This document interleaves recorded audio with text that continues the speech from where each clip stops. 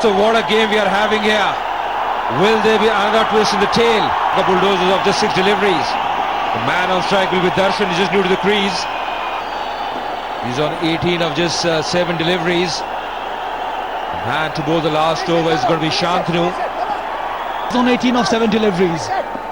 12 needed from 6 balls. The first one coming up. It's Shantanu, the chief wicket taker for Rhinos.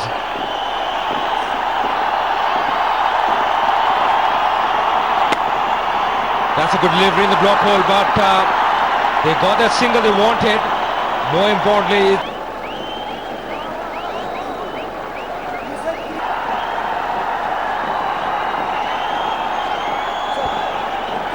now there is confusion among the ranks of Chennai Rhinos. They feel they bowled one more delivery.